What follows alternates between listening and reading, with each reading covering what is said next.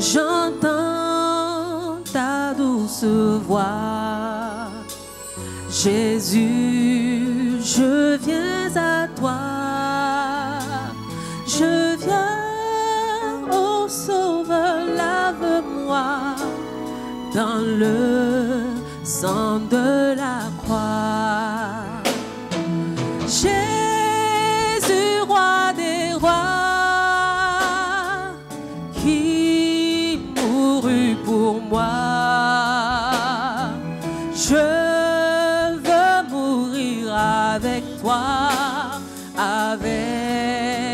sur la croix. Jésus, Jésus, roi des rois, qui mourut pour moi.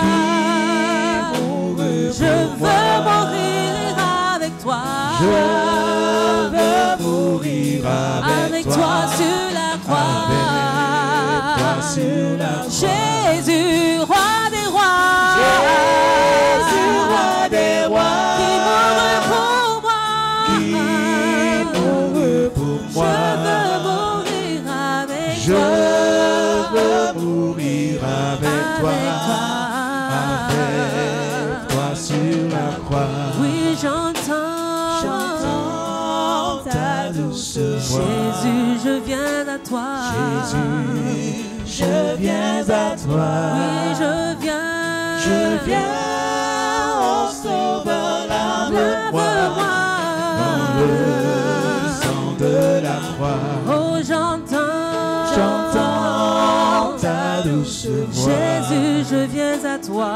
Jésus, je viens à toi. Oui, je viens, oh Sauveur, lave-moi Jésus, dans le sang de la croix. Oh Jésus, Jésus, roi des rois, qui mourut pour moi. Je veux mourir avec toi. Je veux mourir avec toi sur la croix. Jésus, roi des rois. Jésus, roi Nous implorons la grâce de Dieu. Mourut pour moi. Par la lettre Gloire sa grâce. Je veux mourir avec toi sur la croix. Je vous salue ce matin dans le beau et précieux nom de notre Seigneur Jésus-Christ. Que le Seigneur vous bénisse. Bonne fête de Pâques à chacun et à chacune. Je prie que la résurrection de Christ apporte tous ses bienfaits dans nos vies, dans le nom de Jésus-Christ. Amen. Vous avez les salutations du docteur Ebele, notre pasteur principal et notre président de région. Je voudrais donc dire merci ce matin à la région, au président de la région, à tous les pasteurs et les mamans de la région. Que le Seigneur vous bénisse. Merci pour cette occasion que me donnez de partager la parole de Dieu ici avec vous. Merci beaucoup. C'est vraiment une grâce que je reçois de votre part. Dieu aussi merci au révérend Diato. C'est un doyen que je respecte beaucoup, que j'apprécie beaucoup. Et merci de me donner l'occasion de prendre la parole ici ce matin. Que Dieu vous bénisse. Merci pour tout. Merci à toute l'Église et puis toute la région. Ce matin, le thème que nous voulons aborder est très très important pour nous. La résurrection de Christ, source d'unité. On va prier. Seigneur, merci ce matin. C'est juste une grâce que nous avons de ta part. Pas que nous sommes aussi importants, pas que nous sommes aussi spéciaux, mais c'est juste ta grâce. Et ce matin, nous nous tenons devant toi humblement à tes pieds pour écouter ta parole, ce que tu as à nous dire. Seigneur, Ta parole est une sémence. Et quand elle est sémée, elle produit au centuple, en 60, en 30. Ce matin, Seigneur, nous voulons que tu sèmes en nous et que cette parole puisse produire, que cette parole puisse transformer nos vies, que cette parole nous fasse du bien. Seigneur, j'ouvre ma pensée à toi et mon cœur. Seigneur, tu parles à ma vie, tu parles à ton peuple et qu'à la fin, chacun soit béni. Merci pour cette grâce que tu nous donnes, que la gloire, l'honneur soit à toi seul, au nom du Seigneur Jésus-Christ. Amen. Alléluia. Notre texte est tiré du livre d'Éphésiens, chapitre 2. Éphésiens, chapitre 2, et je vais lire du verset 1 jusqu'au verset 16. Vous étiez morts par vos offenses et par vos péchés, dans lesquels vous marchiez autrefois selon le train de ce monde, selon le prince de la puissance de l'air, de l'esprit qui agit maintenant dans les fils de la rébellion. Nous tous aussi, nous étions de leur nombre et nous vivions autrefois selon les convoitises de notre chair, accomplissant les volontés de la chair et de nos pensées. Et nous étions par nature des enfants de colère comme les autres. Mais Dieu, qui est riche en miséricorde, à cause du grand amour dont il nous a aimés, nous qui étions morts par nos offenses, nous a rendus à la vie avec Christ. Et c'est par grâce que vous êtes sauvés. Il nous a ressuscités ensemble et nous a fait asseoir ensemble dans les lieux célestes en Jésus-Christ, afin de montrer dans les siècles à venir l'infinie richesse de sa grâce par sa bonté envers nous en Jésus-Christ. Car c'est par la grâce que vous êtes sauvés, par le moyen de la foi. Et cela ne vient pas de vous, c'est le don de Dieu. Ce n'est point par les œuvres, afin que personne ne se glorifie. Car nous sommes son ouvrage, ayant été créés en Jésus-Christ pour de bonnes œuvres que Dieu a préparées d'avance afin que nous les pratiquions. C'est pourquoi vous, autrefois païens dans la chair, appelés incirconcis, par ceux qu'on appelle les circoncis, et qui le sont en la chair, par la main de l'homme. Souvenez-vous que vous étiez en ce temps-là sans Christ, privés du droit de cité en Israël, étrangers aux alliances de la promesse, sans espérance et sans Dieu dans le monde. Mais maintenant en Jésus-Christ, vous qui étiez jadis éloignés, vous avez été rapprochés par le sang de Christ, car il est notre Père. Lui qui des deux n'en a fait qu'un et qui a renversé le mur de séparation,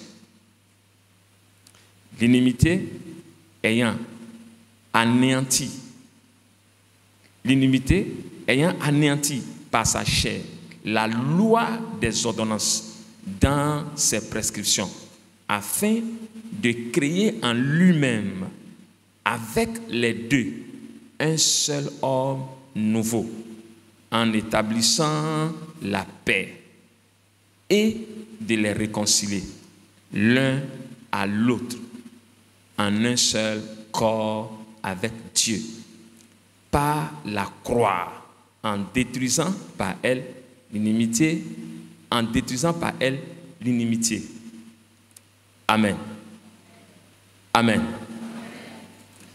Un passage qui est intéressant, que Paul, par le Saint-Esprit, a écrit à l'église d'Éphèse.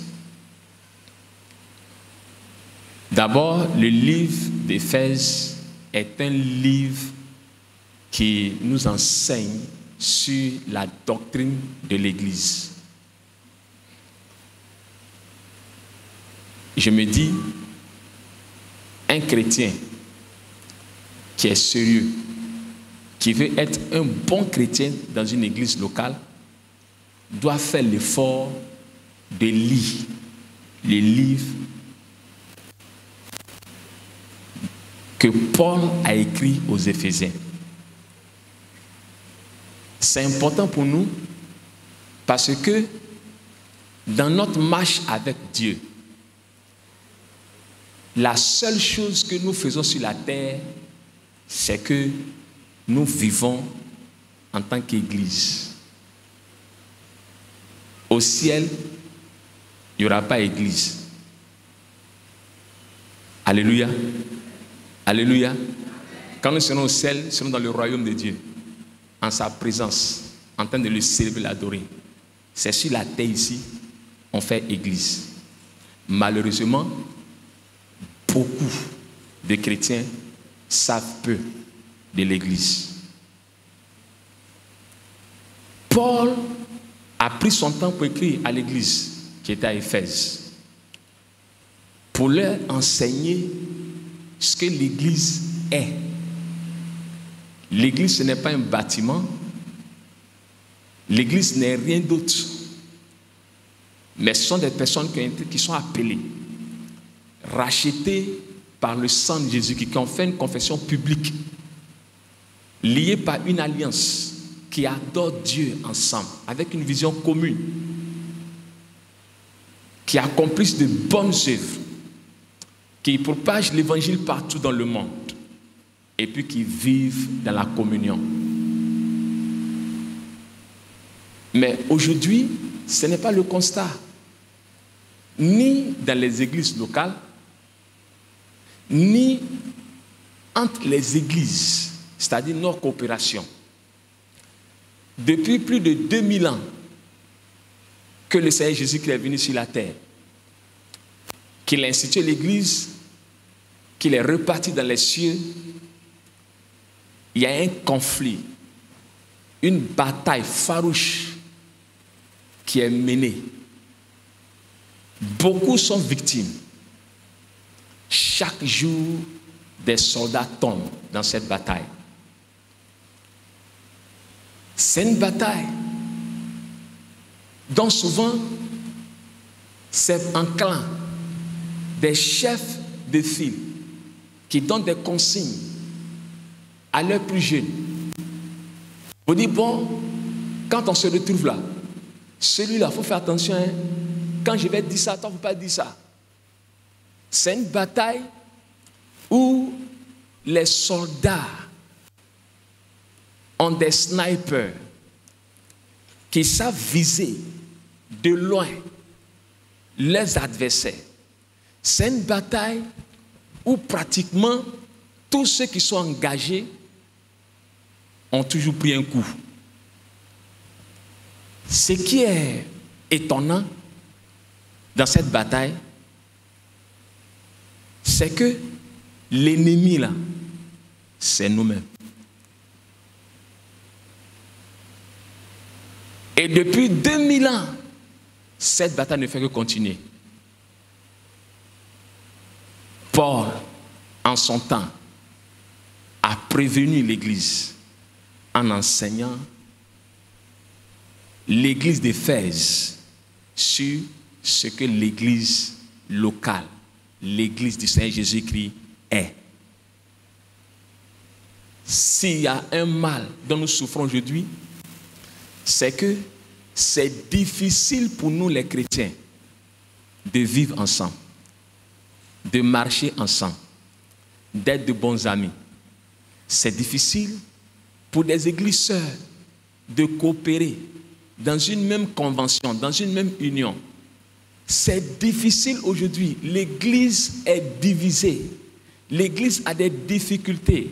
L'église est la risée du monde. On se moque de nous. On trouve qu'on peut pas, on n'est pas unis.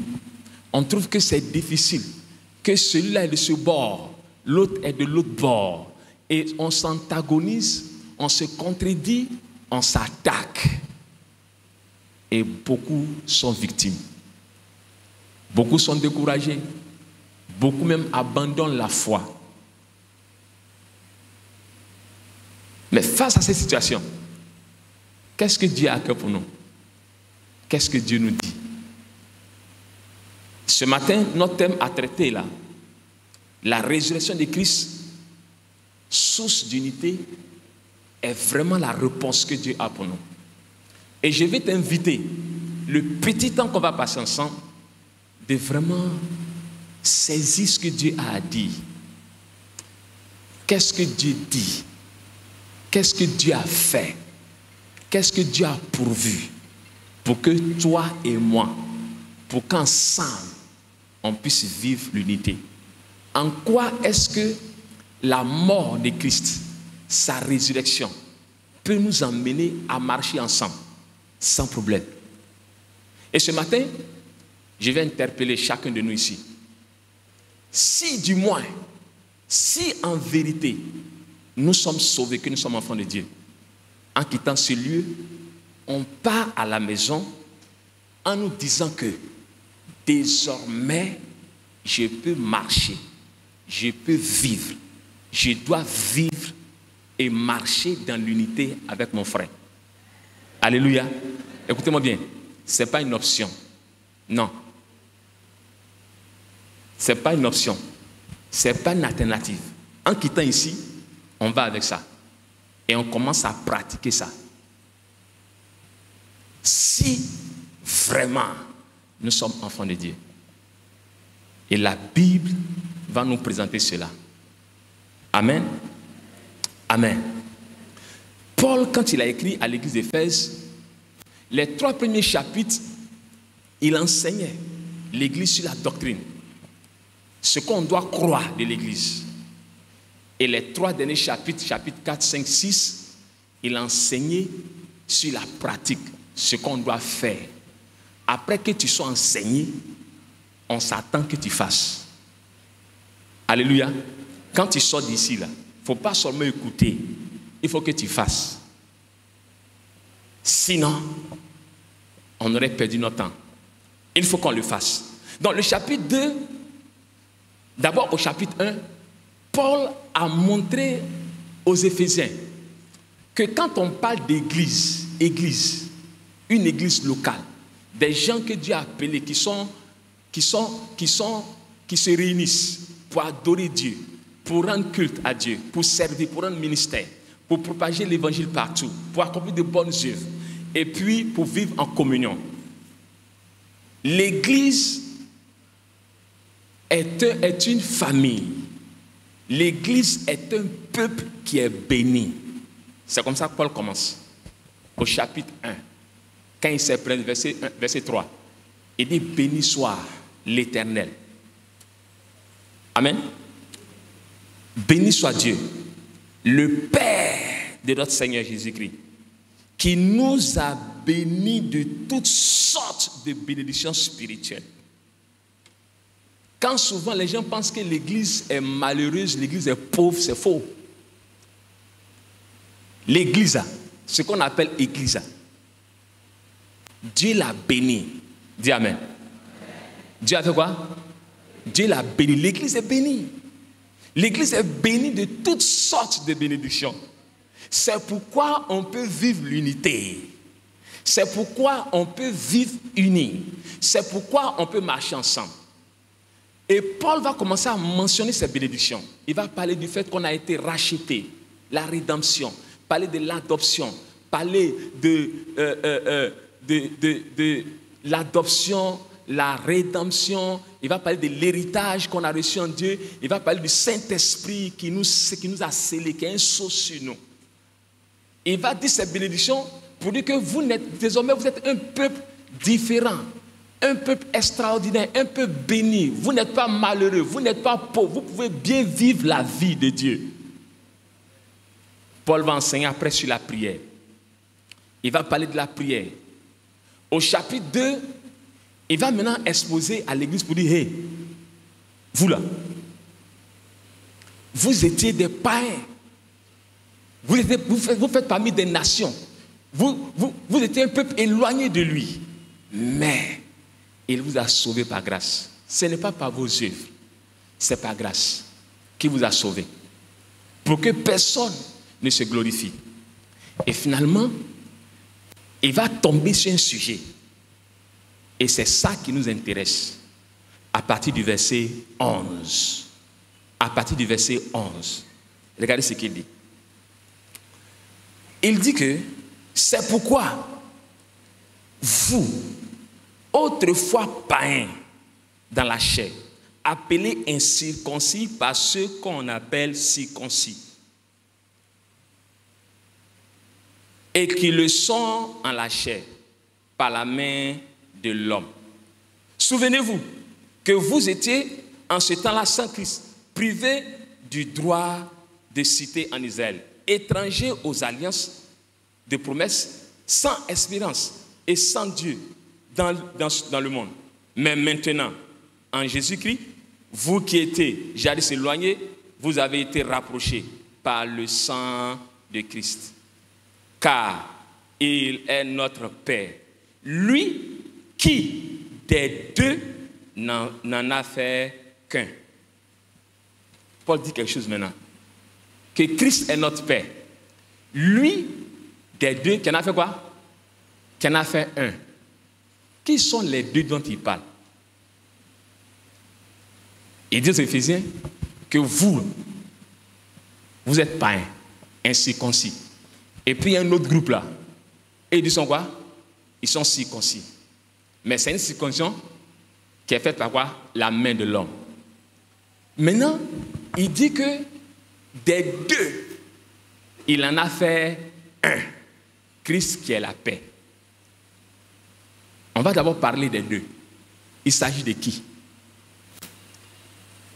D'abord, les deux dont il parle là, il s'agit du peuple d'Israël, les Juifs, qui ont la loi, et puis toutes les autres nations, quel que soit ton pays, ton origine, qui sont quoi? Ce qu'on appelle les païens, les nations. Souvent, quand les gens parlent, ils disent, oui, vous les Africains, vous prenez Bible des Blancs. C'est ignorance. La Bible, ce n'est pas pour les Blancs. Les Blancs, là, occidentaux, américains, tout ce qu'on appelle les Français, tout ça là, c'est des païens comme nous. Alléluia. Ils font partie de quoi? Des nations. Il y a un seul peuple que Dieu s'est acquis qu'on appelle Israël, en appelant Abraham. À part ce peuple-là, tous les autres sont des quoi? Les nations. Alléluia. Donc, Américains, avec ce que le Seigneur a fait d'eux, la manière dont ils les a utilisés pour propager l'évangile partout dans le monde, ils font partie des nations. La Bible ne leur appartient pas. Ils en ont bénéficié comme nous en avons bénéficié. Nous sommes dans le même lot. Donc, Paul revient sur ces deux grands groupes, les Juifs et les païens, les nations. Ces deux groupes étaient ennemis. Ennemis pendant longtemps. D'abord, comprenons que quand Dieu a créé Adam et Ève, Dieu, dans sa nature, des attributs que Dieu a pu communiquer à l'homme, il a donné à l'homme la capacité d'être intime avec une autre personne, d'être amis, de pouvoir vivre ensemble. Alléluia. Jusqu'à ce que le péché entre. Et quand le péché est venu,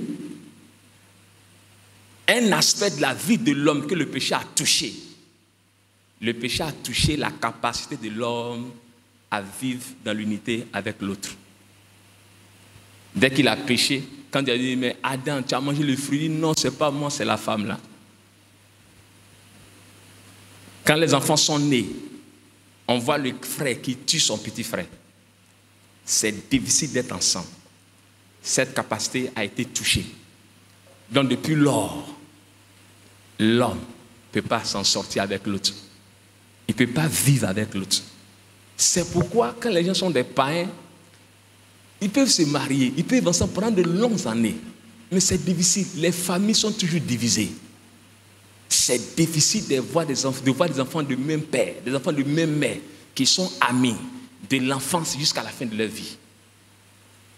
Beaucoup d'entre nous qui sommes même chrétiens, nous sommes victimes de cela. On vit ça.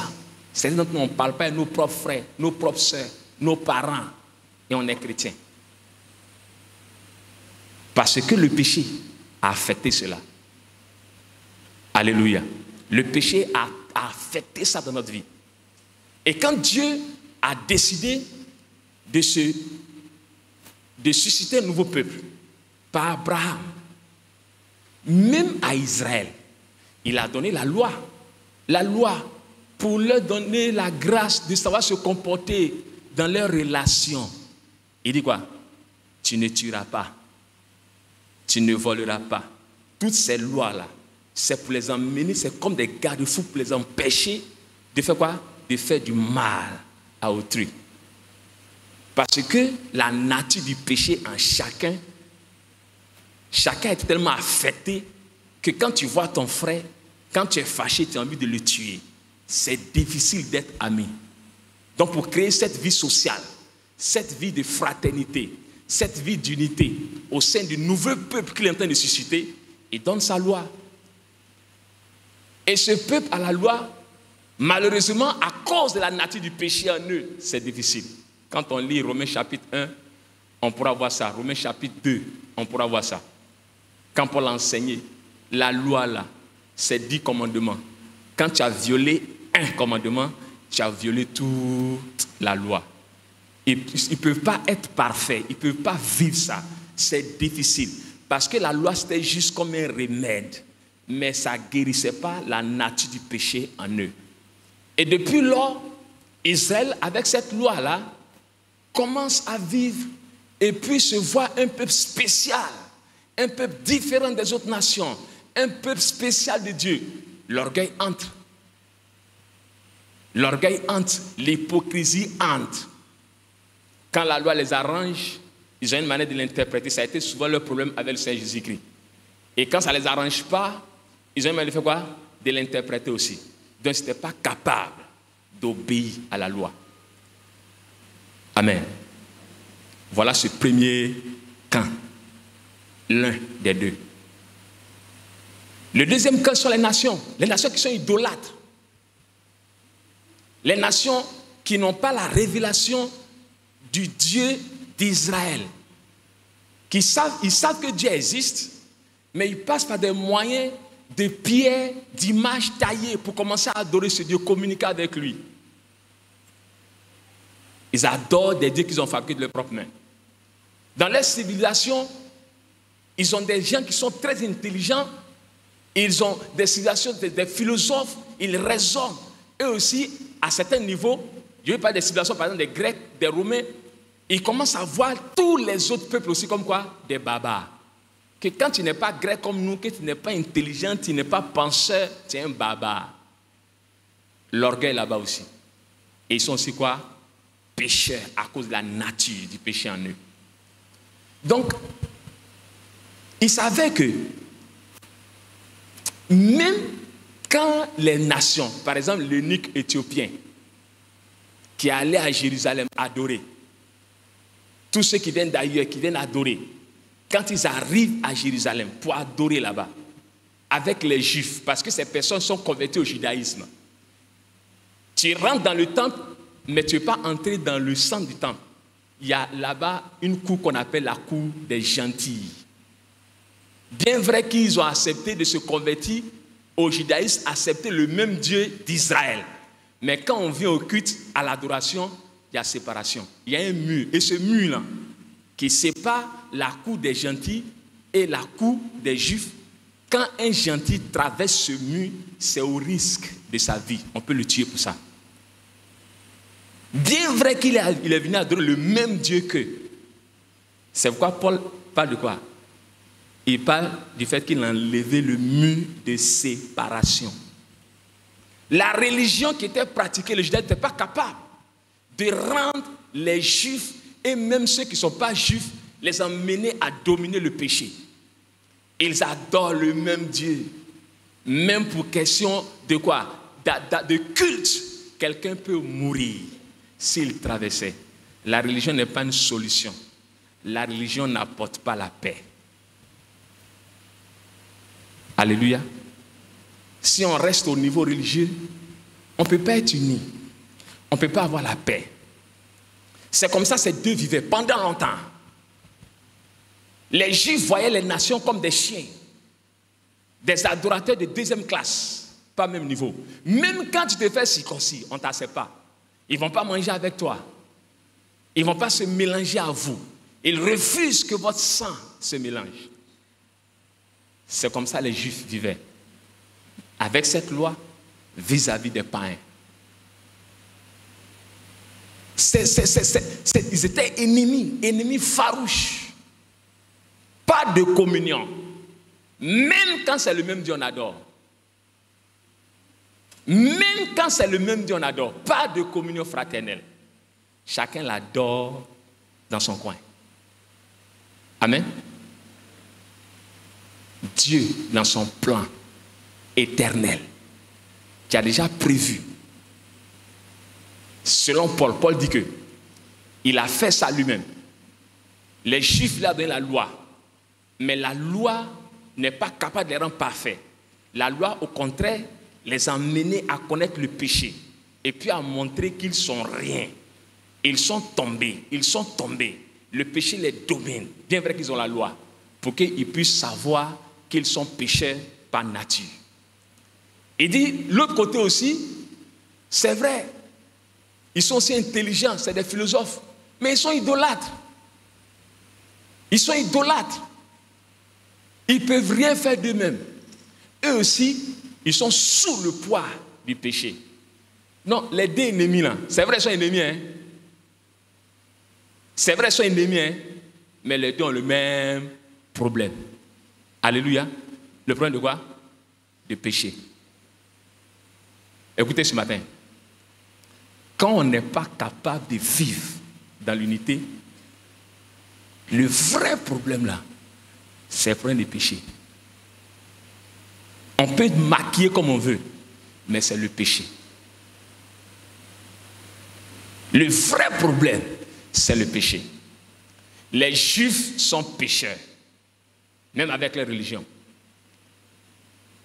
Les Grecs sont pécheurs.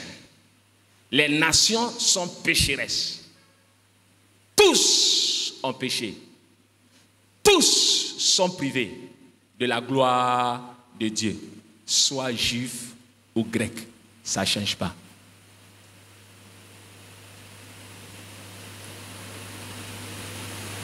Qu'est-ce que Dieu a fait donc? Depuis Adam, la communion a été déjà brisée avec Dieu. Il a chassé dans sa présence. Depuis Adam, l'intimité avec Dieu a été touchée. L'intimité entre les hommes a été touchée. Dieu a décidé, même avant la fondation du monde, de réconcilier l'homme pécheur à lui-même à travers Christ. C'est là la mort de Christ intervient. Amen. C'est là, c'est ce que la Bible nous dit. Que c'est par la grâce.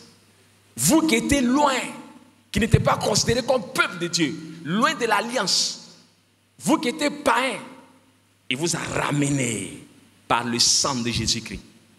Il vous a sauvé, donne l'opportunité d'être sauvé, vous fait grâce. De même, les Juifs qui ont la promesse, mais qui sont aussi sous le poids du péché, eux aussi, il est mort pour accomplir la loi. Pour que quand eux ici ils vont croire en lui, ils aient aussi la vie éternelle, ils aient la vie de Dieu en eux. C'est ce que Jésus est venu faire. Donc c'est pourquoi il dit, des deux qui sont divisés, qui ne peuvent pas vivre dans l'unité, il en a fait quoi? Un, les a ramenés. Alléluia. La mort de Christ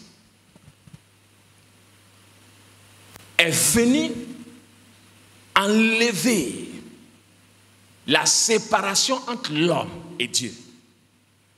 Ça, c'est la première chose. La mort de Christ est venue pour enlever cette séparation entre l'homme et Dieu, cette communion qui a été brisée depuis le temps d'Adam. C'est ce que Jésus est venu faire. Mais en même temps, sa mort est venue aussi faire quoi? Réconcilier les hommes les uns aux autres. Et le verset va nous montrer ça. Qu'est-ce que le verset va nous dire? Regardez le verset 13, je lis.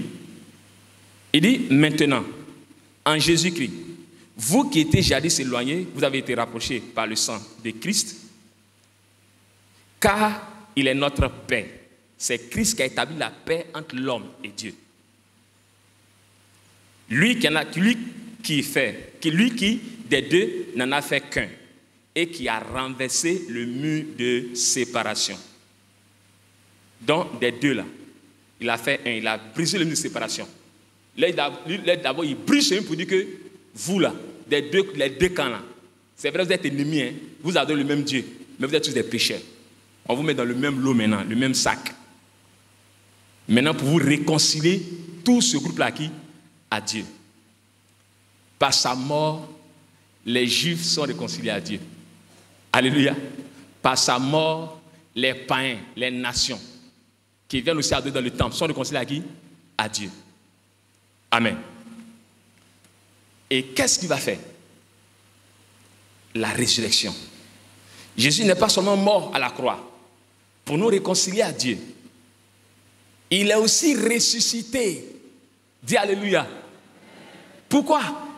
Pour nous donner la nouvelle vie. Dis à ton voisin, la nouvelle vie.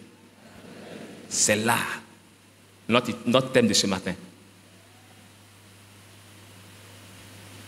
Il n'a pas seulement crucifié le péché. Il n'a pas seulement brisé le pouvoir de la loi. Il n'a pas seulement anéanti le pouvoir du diable. Quand il a fini de tout accomplir, quand il a renversé le mur de séparation, quand il a dit vous êtes tous dans le même, vous êtes des pécheurs, et que désormais vous êtes réconciliés à Dieu. Après, qu'est-ce qu'il fait? Il sort du tombeau. Quand il est sorti du tombeau, quand il est ressuscité, regardez ce que la Bible dit dans Colossiens chapitre 3, verset 1. Il dit que si vous êtes ressuscité avec le Christ, quand Christ est mort et qu'il est ressuscité, toute personne qui accepte Jésus comme Seigneur et Sauveur, désormais reçoit une nouvelle vie que la Bible appelle l'homme nouveau. Je vais lire dans Éphésiens chapitre 4. Éphésiens chapitre 4. Regardez le verset 22. Je lis à partir du verset 22. Il dit,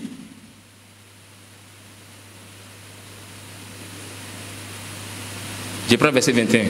Si du moins vous l'avez entendu, et si conformément à la vérité qui est en Jésus, c'est en lui que vous avez été instruits, à vous dépouiller, eu égard de votre vie passée, du vieil homme, qui se corrompt par les convoitises trompeuses, et à être renouvelé dans l'esprit de votre intelligence, et à revêtir l'homme nouveau, créé selon Dieu dans une justice et une sainteté que produit la vérité. Quand Christ est ressuscité,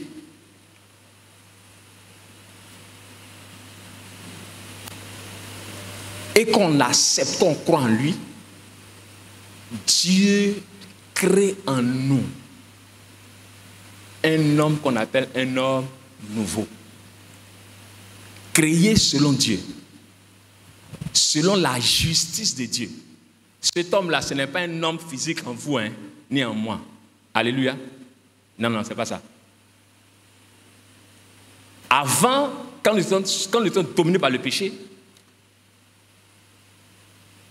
nous avons une inclinaison qui fait que nos sentiments, nos désirs, tout converge vers moi, satisfait le moi. On s'en foutait de Dieu. C'est ce qu'on appelle le vieil homme. Parce qu'il satisfait les désirs de l'homme. L'homme est au centre. Ce nouveau homme-là, il est maintenant créé selon la justice de Dieu. Quand Dieu crée ça en nous, il te donne maintenant la capacité aussi de commencer à désirer Dieu, de commencer à vivre une vie qui est maintenant centrée sur Dieu. C'est que ce n'est pas la vie de l'homme. C'est une transformation. Ce n'est pas nous. Ça ne dépend pas de nous. C'est ce qu'il a dit dans chapitre 2, le verset 9. Il dit c'est par grâce. Ce n'est même pas par vous. Ce n'est pas de vous. C'est un mystère que Dieu a accompli. C'est pourquoi quand les gens ne sont pas nés de nouveau, c'est difficile. Il faut naître de nouveau. Il faut que Dieu crée cette chose en toi. Il faut que Dieu accomplisse ce mystère dans notre vie. Il faut que l'homme nouveau soit manifeste. Donc, qu'est-ce qui se passe? Ceux qui sont loin, sans loi, amen, loin, sans loi, avec une séparation, les a mis dans le même lot. Quand ils acceptent Jésus-Christ comme Seigneur et Sauveur, qu'est-ce qu'il crée en eux? L'homme nouveau. Selon la justice de qui? De Dieu. Quand le juif qui a la loi, qui se voit supérieur, orgueilleux, quand il vient à la croix, il se répand, il s'humilie, et puis il accepte Jésus comme Seigneur et Sauveur. Qu'est-ce qui se passe? Dieu crée en lui quoi? L'homme nouveau. Donc désormais, les deux ennemis là, des deux, il en a fait quoi? Il en a fait un. De sorte que les deux, malgré leur différence, leur origine, malgré leur background, quand il accepte Jésus, l'homme nouveau prend forme en lui. Quand l'autre aussi accepte Jésus, l'homme nouveau prend forme en lui. Donc désormais, il est grec, c'est vrai, d'ethnie. Il est baoulé d'ethnie. Il est juif ou bien hébreu d'ethnie. Mais il y a un homme nouveau qui est le même en chacun d'eux. Alléluia. C'est ce que la résurrection a fait. Quand tu acceptes Jésus, quand Jésus est ressuscité, c'est ce qu'il a créé en chacun de nous qui l'acceptons. C'est cet homme nouveau-là qui est en nous, qui nous amène maintenant à désirer Dieu, à désirer les choses de Dieu, à aimer Dieu, à vouloir de Dieu.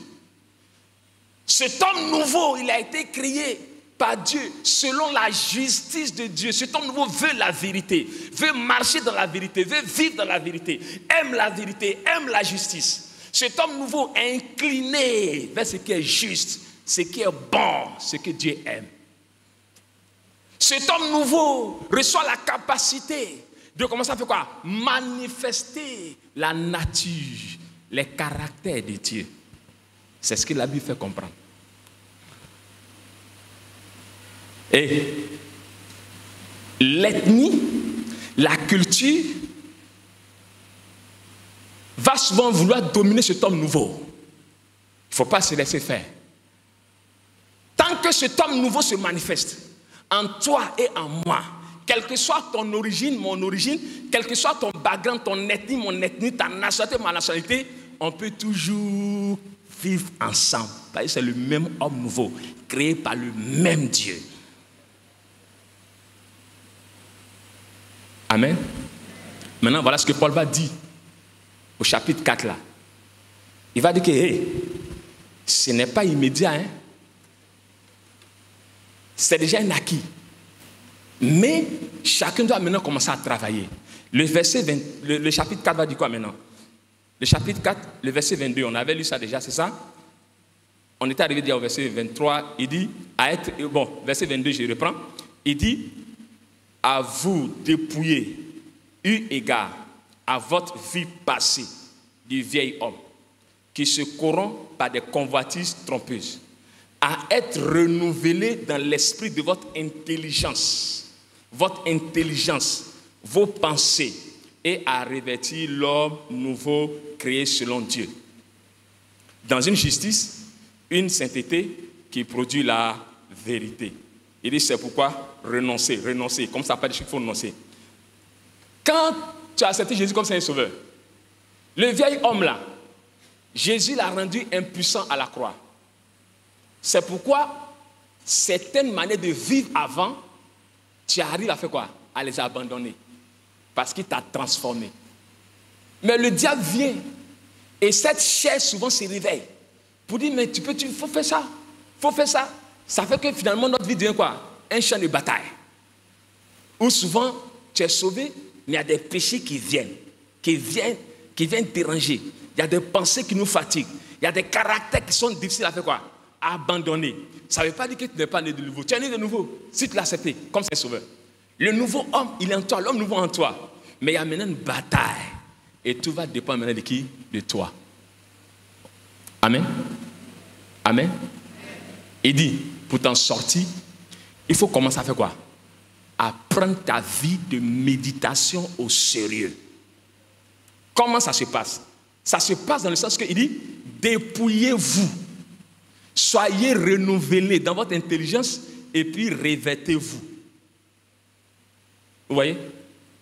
Dépouillez-vous. Soyez renouvelés dans l'intelligence et puis revêtez-vous. Comment ça se passe? Chaque chrétien qui fait face à la parole de Dieu dans la méditation, qu'est-ce que Dieu fait? Il te révèle sa justice, sa vérité. C'est ça? Quand tu médites. Et quand tu vois le caractère de Dieu à travers les Écritures, il veut que tu fasses quoi?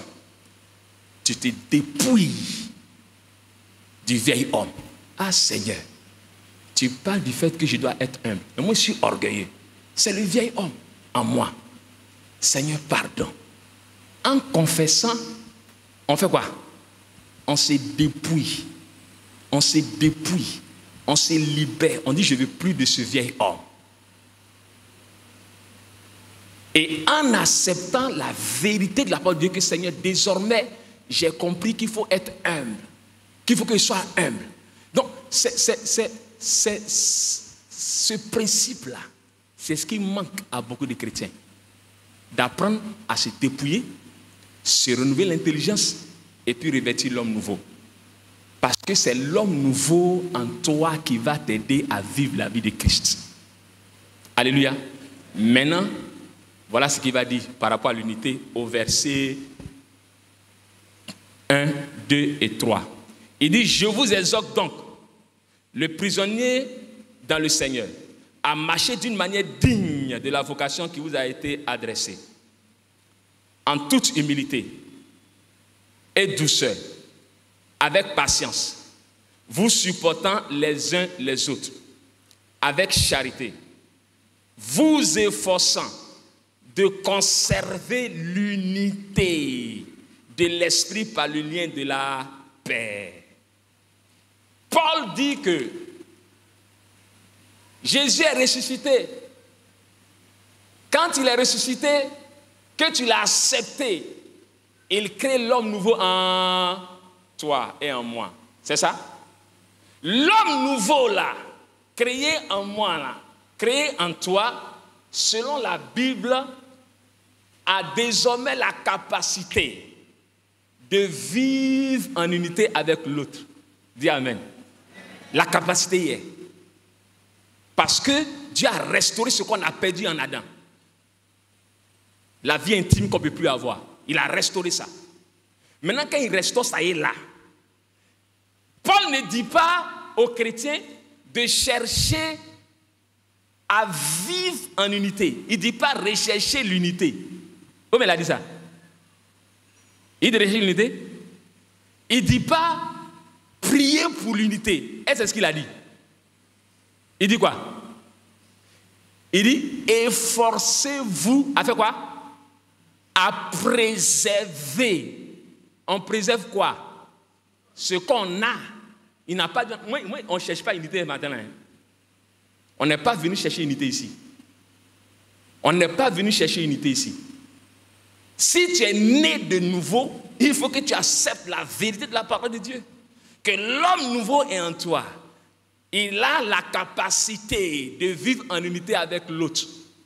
Maintenant, le vieil homme, lui sera là toujours pour commencer à te pincer, t'emmener à avoir un peu de rancœur, de rancune, de haine, de jalousie, des petites façons qui vont nous diviser.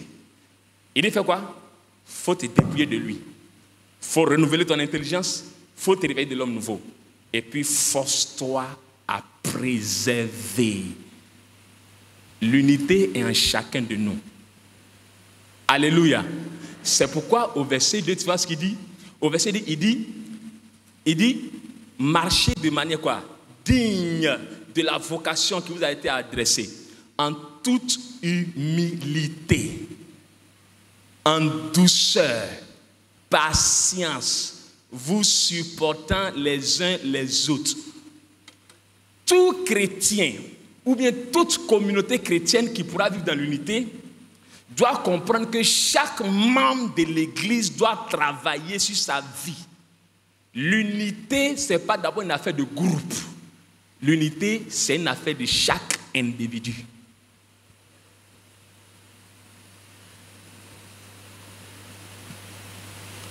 L'unité, ce n'est pas une affaire de groupe. D'abord, l'unité, c'est une affaire de quoi? Chaque individu. Un orgueilleux dans la communauté, ou bien des orgueils dans la communauté, qui ne travaillent pas sur leur propre vie pour devenir humbles. On ne peut pas être unis, c'est pas faux. Pour qu'il y ait unité, il faut qu'on se dépouille de l'orgueil, il faut qu'on revête l'humilité, qui est le caractère de l'homme nouveau. Il y aura unité. Il parle de la douceur, il parle de la paix, il parle de la patience. Voilà des caractères qui créent l'unité. Même si on ne prêche pas sur l'unité, que tu es passé sur passé, on sera unis. Même si on ne prêche pas sur l'unité, que tu es doux, je suis doux, on sera quoi? Ce qui fait qu'on ne s'entend pas, c'est que moi je suis orgueilleux. Toi aussi tu n'es pas doux, on fait palabre. C'est ça qui fait qu'on fait palabre. Tu n'es pas passé envers moi. Moi aussi je suis fâché contre toi, je suis aussi orgueilleux, je ne veux pas pardonner, on fait palabre. Alléluia. Si ce matin, tu as accepté Jésus comme Seigneur Sauveur, tu es chrétien, baptiste missionnaire, régénéré, il faut que tu acceptes qu'en toi, l'homme nouveau est. Et que cet homme nouveau te donne la capacité, la force, la grâce de vivre en unité avec autrui.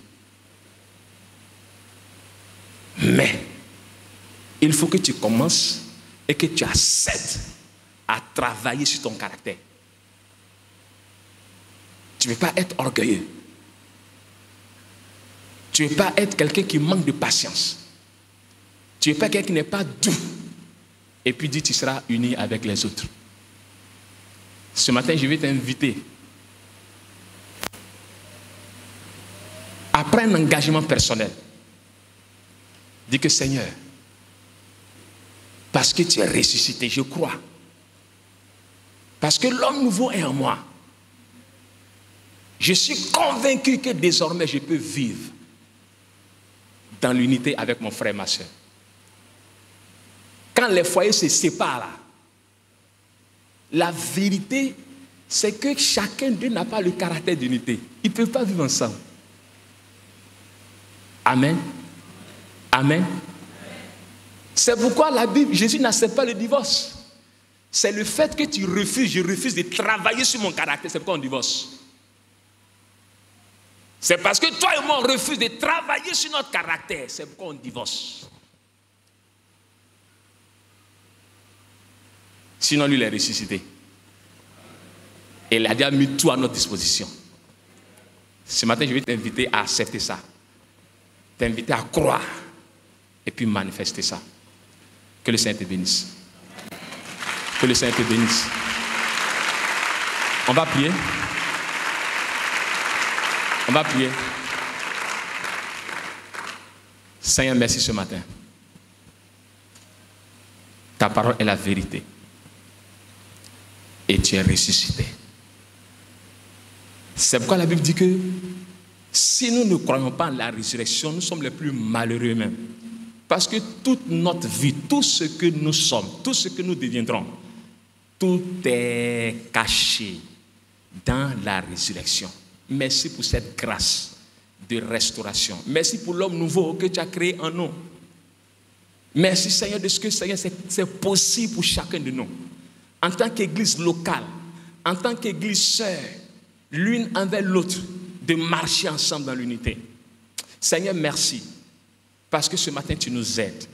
Je prie que cette résurrection que nous célébrons commence à nous ouvrir l'esprit, les yeux, qu'on puisse contempler toutes tes provisions pour qu'on puisse vivre dans l'unité. Aide-nous, Seigneur, à les contempler. Aide-nous, Seigneur, à les mettre en pratique. Aide-nous, Seigneur, à les aimer, à les valoriser. Que la gloire, l'honneur soit à toi seul qui est Dieu. Au nom du Seigneur Jésus-Christ, nous avons prié. Amen.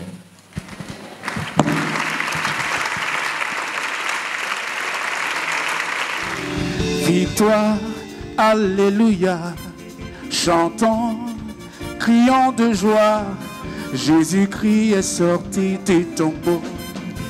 Victoire, alléluia, oui, chantons, crions de joie, Jésus-Christ est sorti du tombeau. Victoire, victoire, alléluia, victoire, alléluia. Chantons, oh oui, chantons, crions de joie.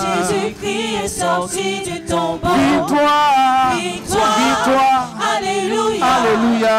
Chantons, chantons, crions de joie. Jésus-Christ est sorti du tombeau. Galilée, Galilée, Galilée, Galilée, Galilée.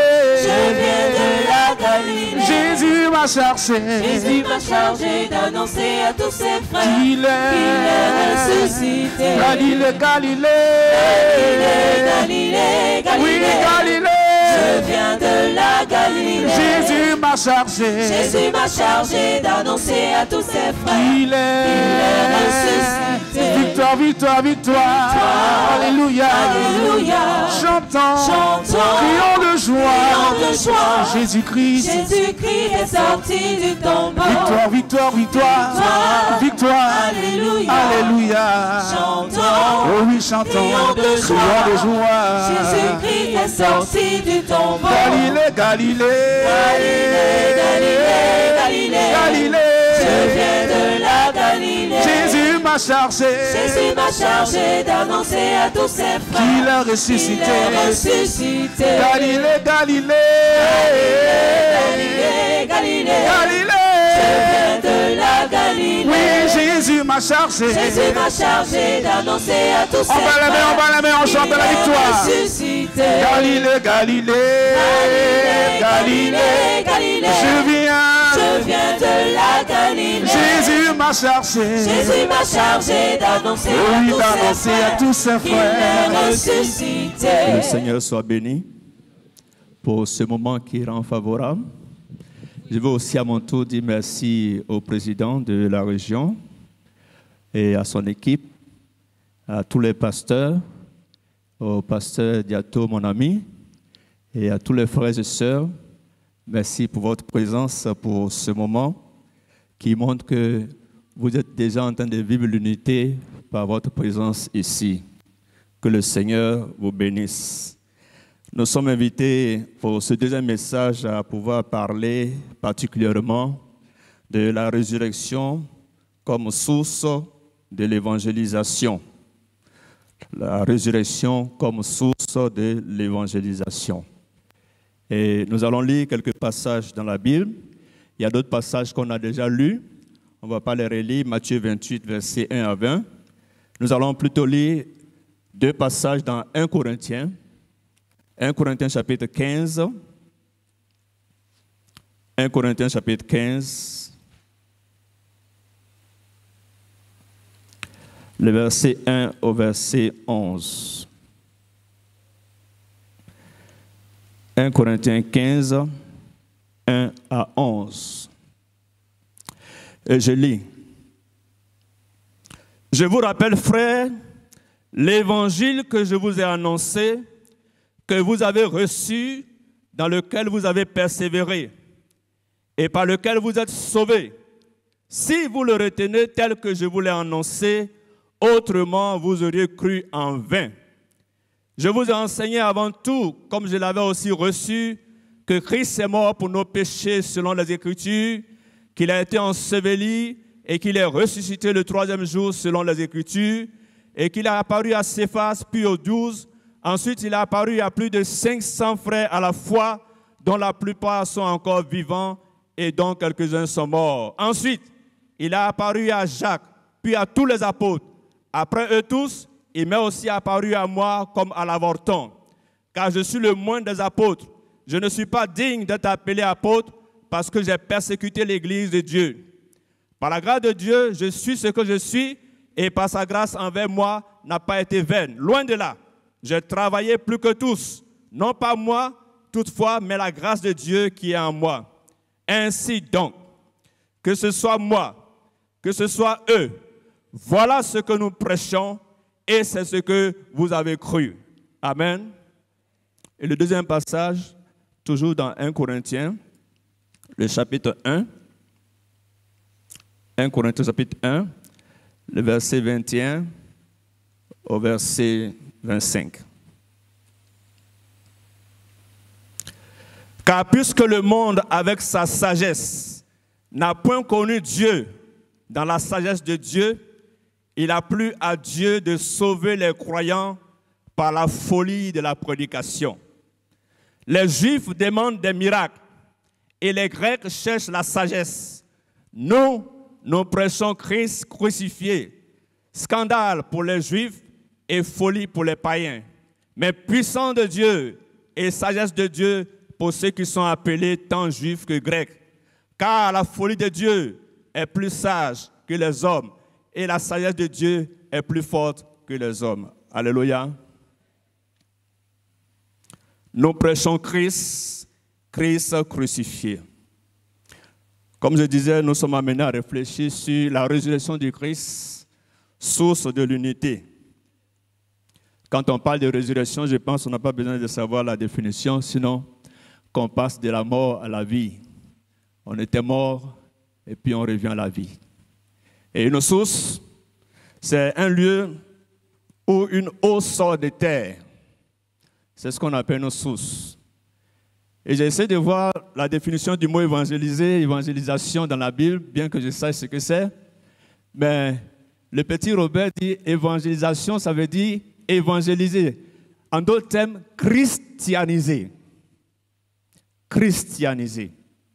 Amener les gens à connaître Christ, à être chrétiens. Et on parle ce matin de la résurrection du Christ, source de l'évangélisation. Nous savons tous en tant que chrétiens l'importance de l'évangélisation. N'est-ce pas? Je ne suis pas sûr, hein? Alors, nous allons essayer de voir d'abord certaines sources qui ne sont pas fondées pour faire l'évangélisation. Et nous allons insister beaucoup plus sur la résurrection du Christ qui doit être le principe directeur de l'évangélisation, du message que nous apportons au monde perdu. La source de l'évangélisation. Il y a des sources qui ne sont pas bibliques. Il y a des sources qui ne sont pas fondées dans la parole de Dieu par rapport à l'évangélisation. Et elles sont nombreuses. Si les chrétiens, dans leur grande majorité, savent réellement, d'une certaine manière, l'importance d'évangéliser, pour ce qui est des méthodes, pour ce qui est des moyens pour évangéliser, il y a souvent des différences. Et ces différences sont si graves souvent que ça amène beaucoup plus de personnes à des déviations que de venir réellement au Seigneur Jésus-Christ. Il est mentionné source de l'évangélisation au singulier. C'est pour dire que c'est le moteur de l'évangélisation. Les autres sources d'évangélisation amènent le monde à la dérision. Les autres sources d'évangélisation amènent le monde à la dérision, à la perte. Il y a d'autres qui disent, mais comme l'évangélisation est importante, tous les moyens sont bons. N'est-ce pas qu'en Afrique, on dit que si ta maison brûle, tu n'as pas besoin de savoir quelle eau il faut utiliser pour éteindre le feu? Si c'est le cas pour sauver des âmes, on peut utiliser et on doit utiliser tous les moyens nécessaires pour évangéliser. Et dans l'histoire des chrétiens, malheureusement, ils ont utilisé certains moyens que d'autres utilisent aujourd'hui, des moyens guerriers, des moyens meurtriers, pour christianiser des zones, des peuples. On a connu ce qu'on appelle les croisades, où on forçait les gens de façon rigoureuse à accepter l'évangile. Il y a eu même des morts, des tueries. Ça, c'est dans l'histoire des chrétiens aussi. Il faut le savoir. Mais aujourd'hui, on n'utilise plus les croisades en tant que chrétiens, croisades telles que c'était fait auparavant. On utilise d'autres moyens, d'autres formes d'évangélisation pour amener les gens à connaître Christ. Et cela se résume généralement dans ce qu'on appelle l'évangile de prospérité. C'est l'évangile qui est en vogue. C'est l'évangile qui dit qu'il faut donner aux âmes ce dont elles ont besoin réellement. Les âmes qui sont perdues ont besoin de satisfaction matérielle. Elles ont besoin de pain. Il faut leur donner ce pain-là. Elles ont besoin d'humanisme. Il faut leur donner un peu d'humanisme. On a créé des sociétés dans le monde entier, des ONG, pour pouvoir toucher aux besoins matériels de ceux qui ont besoin réellement d'entendre l'Évangile. On veut d'abord satisfaire leurs besoins matériels. Ce sont des besoins qui sont souvent réels. Mais est-ce que c'est le moyen que Dieu nous donne pour amener les gens à Christ? Cet évangile l'a dit, pour gagner des gens à Jésus, il faut leur présenter le Jésus qui donne la santé. Il faut leur présenter le Jésus qui donne la richesse. Il faut leur présenter le Jésus qui donne la promotion. Il faut leur présenter le Jésus qui donne l'élévation. Il faut leur présenter même le Jésus qui donne la protection. Comme une amulette. Quand il y a un accident, il faut que je disparaisse parce que je suis en Christ. Voilà ce genre de Jésus que plusieurs prêchent. Les besoins matériels. Oui. Qui ne voudrait pas être en bonne santé continuellement? Qui ici ne voudrait pas être en bonne santé continuellement? Qu'on lui dise que Jésus va te sauver, il va te donner la santé. Qui ne voudrait pas accepter cela? Surtout qu'on est dans un pays où le système sanitaire n'est pas toujours efficace. Où on n'a pas toujours les moyens de pouvoir payer nos frais de santé. Où tout le monde n'est pas assuré et même ceux qui sont assurés ne sont pas sûrs d'avoir les soins appropriés comme il le faut. Qui ne voudrait pas entendre de tel évangile? Qui ne voudrait pas entendre que Jésus-Christ lui donne la richesse? Que Jésus-Christ, quand tu viens en lui, tu deviens riche. Je regardais hier à la télévision un pasteur sais pas si c'est en Afrique du Sud là-bas. Il fait on dit miracle money, c'est-à-dire un miracle d'argent, avec des foules de gens. Et il dit, si lui il est prophète de Dieu, il faut qu'aujourd'hui, au moment où il est en train de prêcher, l'argent tombe dans les comptes de certaines personnes ici et ça crie Amen. Alléluia. Je prophétise que maintenant l'argent tombe dans des comptes. Et après avoir prié, on passe au résultat. Il y a des gens qui viennent maintenant avec leur cellulaire.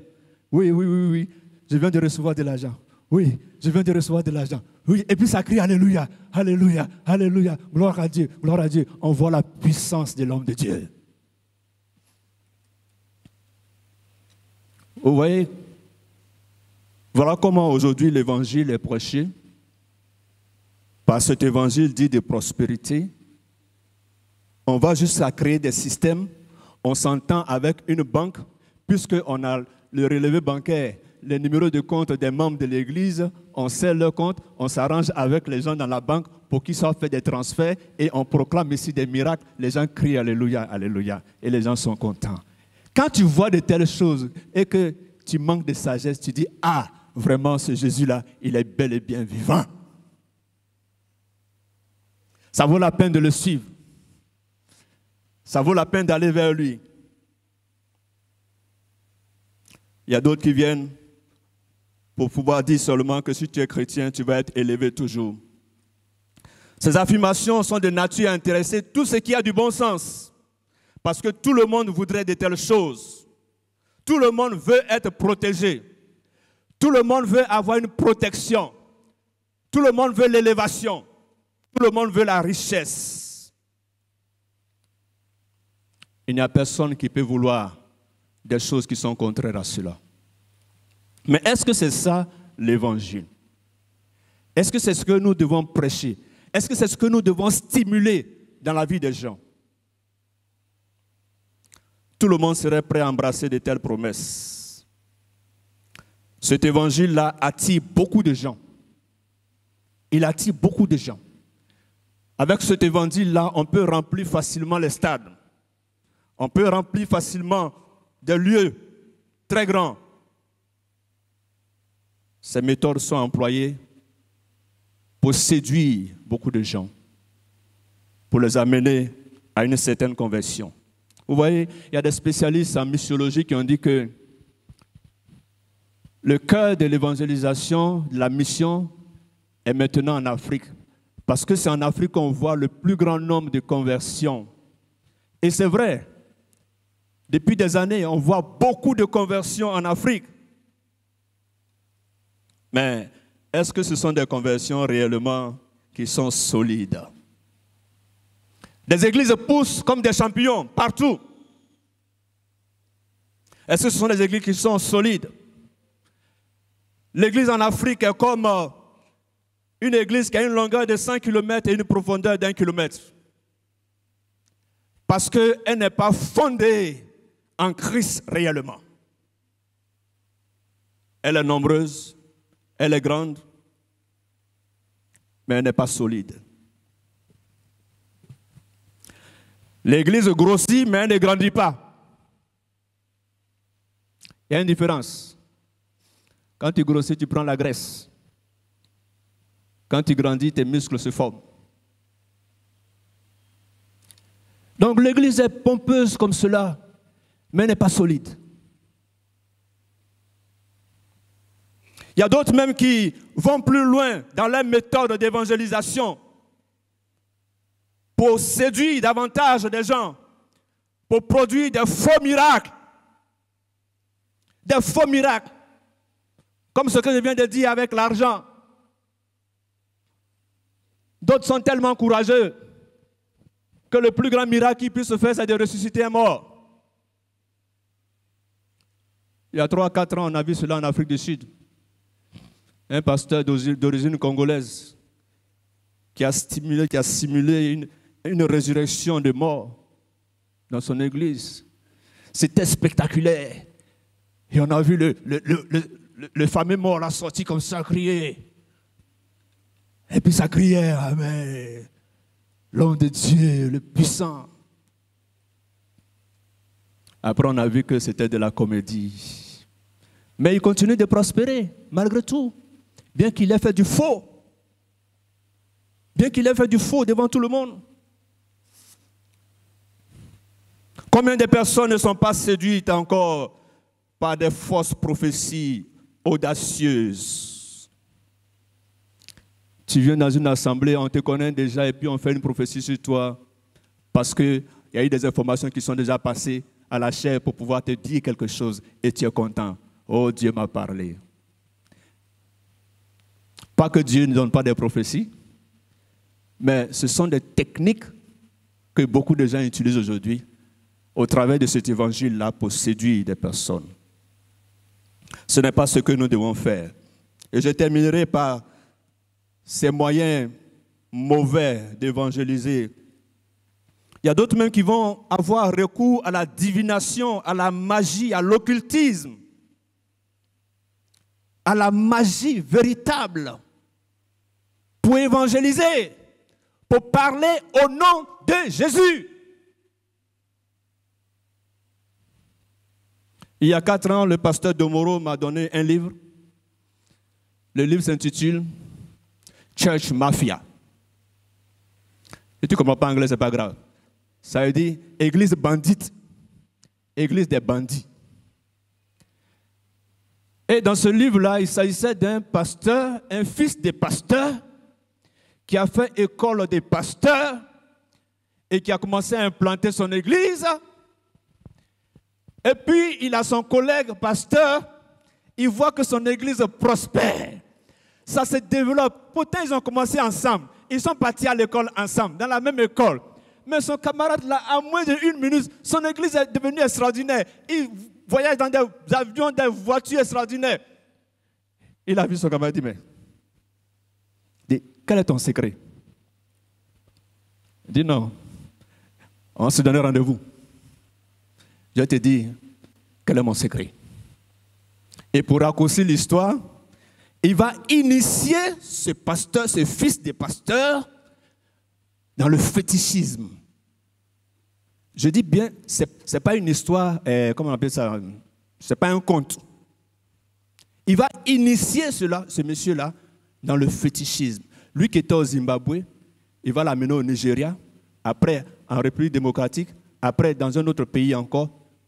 Et partout, je préfère ne pas dire tout ce qu'il a fait comme pratique. Enfant des pasteurs et pasteurs, il s'est approprié des puissances démoniaques. Et quand il est revenu dans son pays, les campagnes qu'il faisait, les guérisons qu'il faisait, les prophéties qu'il faisait, c'était tellement pertinent. Les foules le suivaient.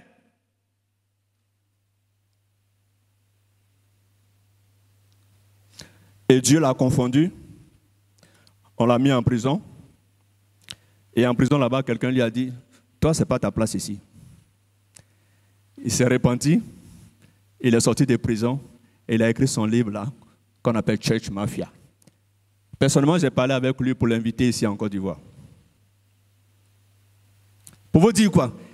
Qu'aujourd'hui, les moyens que le monde utilise sous la puissance des ténèbres sont tellement séduisants. Sont tellement séduisants que nous devons veiller comme Jésus-Christ l'a dit, de veiller.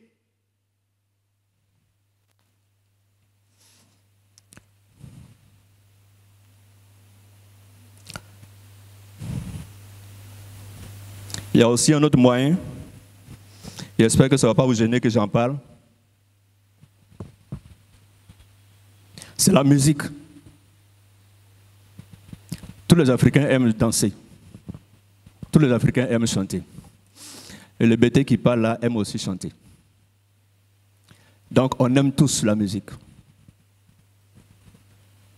Et le pasteur Diato a bien dit au début, que ici, il faut célébrer le Seigneur, mais fais-le dans la présence de Dieu. Aujourd'hui, les musiques qu'on entend des chrétiens, des chantres chrétiens, est-ce que ce sont des musiques qui élèvent le nom de Jésus? Ce sont des musiques qui sont prises par le style des autres afin qu'on puisse introduire ça dans l'église. Et quand ça vient dans l'église, on se dit de toute façon, on va christianiser cela. On va sanctifier cela. On peut danser Mapuka à l'église en Christ. On peut danser Zouk à l'église. On peut danser Chakara à l'église. On peut danser Dombolo.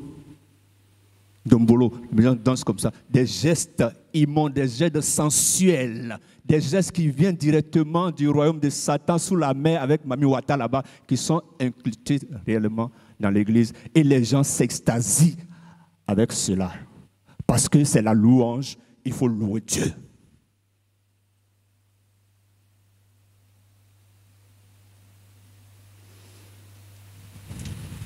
Ce sont des œuvres déviationnistes. Ce sont des méthodes sataniques. Et par rapport à cela, c'est ce que Jésus a dit lorsqu'il a été tenté dans Matthieu chapitre 4. Les tentations du Seigneur Jésus étaient liées aux besoins naturels, aux besoins essentiels de l'homme. L'homme a besoin, quand il a faim, de manger. Les besoins physiques doivent être pourvus. Et Satan lui dit, transforme ces pierres-là en pain. Tu peux le faire. Tu peux le faire. Il est aussi écrit que l'homme ne vivra pas seulement de pain, mais de toute parole qui sort de la bouche de Dieu. Si tu t'abaisses devant moi, je vais te donner tous les royaumes. C'est quoi? La popularité, la célébrité. Aujourd'hui, on mesure la qualité d'un pasteur ici à Abidjan par ses connexions avec les autorités, avec des hommes grands et tout cela. Quand dans son église, il y a beaucoup de gens, il y a des autorités qui passent là. Oui, là se trouve l'évangile, là se trouve la puissance de Dieu, là se trouve l'onction de Dieu.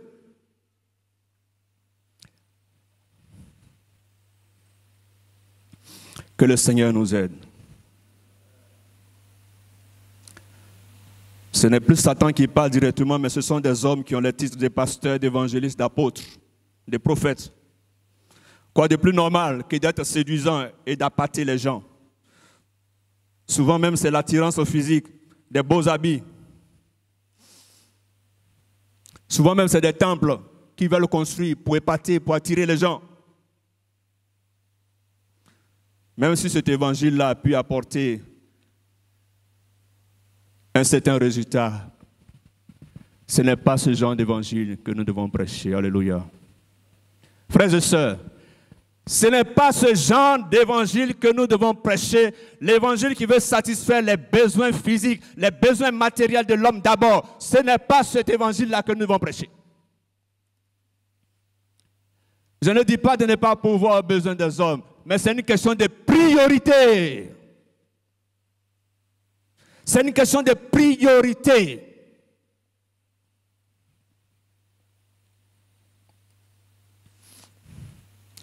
Si de telles méthodes que je viens de mentionner ne sont pas bonnes, qu'est-ce que nous devons prêcher pour gagner des âmes à Christ, pour faire des disciples de Jésus réellement? Quel doit être le contenu de notre message? Quel doit être le cœur de notre message? Avant de revenir sur certains passages que j'ai cités tout de suite, j'aimerais partir sur des statistiques qui ont été faites par l'Action missionnaire interafricaine AMI. Il y a quelques années, ils ont fait des statistiques dans des églises, 34 églises. Et j'ai essayé de voir, est-ce que les chrétiens comprennent la nécessité d'évangéliser? Et il a été trouvé que oui, 94% savent qu'il faut évangéliser. Il y a seulement quelques pourcentages qui ne savent pas qu'il faut évangéliser. Donc tout le monde sait qu'il faut évangéliser. Mais pourquoi l'évangile n'est pas suffisamment annoncé? Pourquoi on ne prêche pas l'évangile cru, le vrai évangile? Pourquoi on ne le prêche pas suffisamment? Et selon leur sondage, il y a 12% qui ont dit que non, eux, ils ne savent pas lire. Comme ils ne savent pas lire et écrire, ils ne peuvent pas communiquer l'évangile de Jésus-Christ. Ils sont analphabètes. Et il y a 12% qui étaient assez courageux, qui ont dit qu'ils sont trop occupés pour annoncer l'évangile. Ils sont trop occupés pour parler de Jésus. Il y a 20% qui ont dit, moi j'ai honte.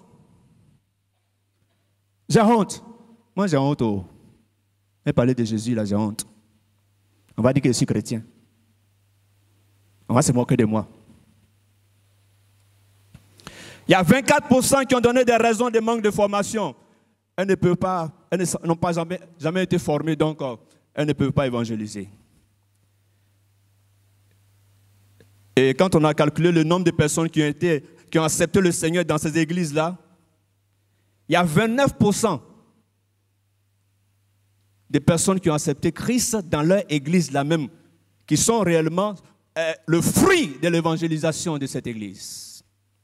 Et il y a 70% qui sont venus d'autres églises, par transfert, par promenade et tout cela aussi, ainsi de suite, ou bien pour des raisons de demain. Ce n'est pas le travail direct de l'église qui a amené ces personnes-là dans ces églises-là. Vous voyez l'état dans lequel nous sommes chrétiens. Nous devons évangéliser parce que Jésus-Christ lui-même l'a fait. Et nous l'a ordonné, comme on l'a dit tout de suite dans Matthieu 28. Nous devons évangéliser. Nous devons évangéliser parce que la moisson est grande. Si vous êtes dans votre église, que l'église est déjà pleine et que vous êtes satisfait, c'est que vous avez perdu la vision missionnaire. C'est que vous avez perdu complètement la vision missionnaire de Dieu. La moisson est encore grande. Il y a plus de païens qui sont au dehors, plus de personnes qui sont contre Christ, plus de personnes qui s'en foutent de Christ qu'il y en a dans nos églises chaque dimanche qui font beaucoup de bruit.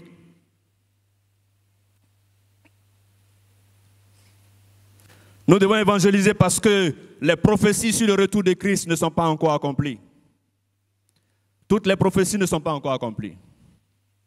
Et il faut que nous contribuions par l'évangélisation à ce que ces prophéties-là soient accomplies. Comme Jésus l'a dit dans Matthieu 24, 14, cette bonne nouvelle du royaume sera prêchée dans le monde entier, en témoignage pour toutes les nations, et alors viendra la fin. Gloire à Dieu. Et alors viendra la fin. Quand on évangélise et qu'on voit des âmes gagnées, il y a non seulement de la joie au ciel, mais il y a de la joie sur la terre parce que nous sommes contents de voir de nouvelles personnes gagner à Christ. La conversion à Christ, le fait de passer des ténèbres à la lumière, c'est le moyen, le plus grand miracle qu'on puisse réellement voir. Alléluia. C'est le plus grand miracle qu'on doit voir, que quelqu'un passe des ténèbres à la lumière. Pas d'une pauvreté matérielle à une richesse physique, mais qu'il passe des ténèbres de son péché à la lumière de Dieu. C'est pourquoi dans un des passages que nous avons lu tout de suite, l'apôtre Paul pouvait dire que les Juifs cherchent quoi? Ils cherchent les miracles. Les Juifs cherchent les miracles. Et les Grecs cherchent quoi? La sagesse.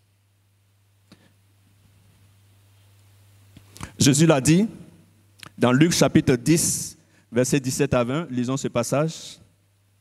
Luc 10, 17 à 20.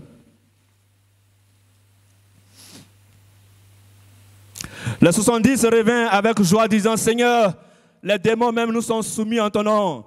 Jésus leur dit, je voyais Satan tomber du ciel comme un éclair. Voici, je vous ai donné le pouvoir de marcher sur les serpents et les scorpions et sur toute la puissance de l'ennemi, et rien ne pourra vous nuire. Cependant, il faut dire cependant, Quand on dit cependant, ça veut dire quoi? Mon frère Soro.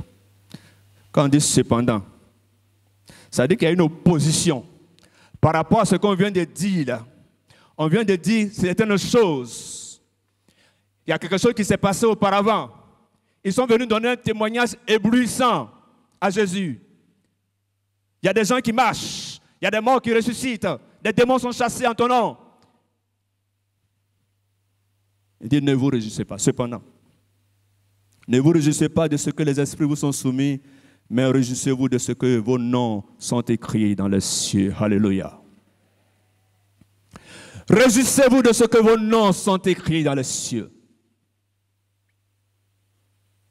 Ça peut dire quoi? Que l'évangile que nous devons annoncer doit consister essentiellement en des choses spirituelles d'abord et surtout nous concentrer sur les besoins spirituels des gens.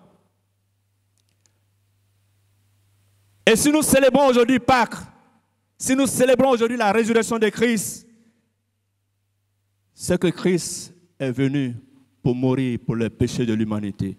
Il n'est pas venu d'abord pour que les gens soient riches. Alléluia. Alléluia. Parce que si vous prêchez un évangile de richesse, vous êtes idiot. Pourquoi? Parce que ceux qui sont riches dans le monde là, c'est qui? Si vous prenez les 50 riches, les plus 50 riches en Côte d'Ivoire, vous n'allez pas voir même parmi les 10 là, un seul chrétien. Ceux qui ont l'argent, les waris là, ceux qui ont ça. Il n'y a pas de chrétiens dedans. Mais nos richesses, comme on vient de le dire aussi dans le premier message, nos richesses sont plus importantes que cela. Quand on a connu Jésus. Alléluia. Si on prête seulement la santé, mais il y a beaucoup de gens qui sont en bonne santé. Est-ce que c'est suffisant pour dire qu'ils sont réellement sauvés? Non. Il ne faut pas s'arrêter à cela. Et c'est pourquoi, dans le passage que nous avons lu dans Corinthiens, nous voyons que l'apôtre Paul dit, nous prêchons Christ et Christ crucifié. Alléluia. Nous prêchons Christ et Christ crucifié. Nous allons lire quelques passages rapidement à cause du temps. Actes chapitre 2. Acte 2, lisons le verset 17 à 21. Acte 2, 17 à 21.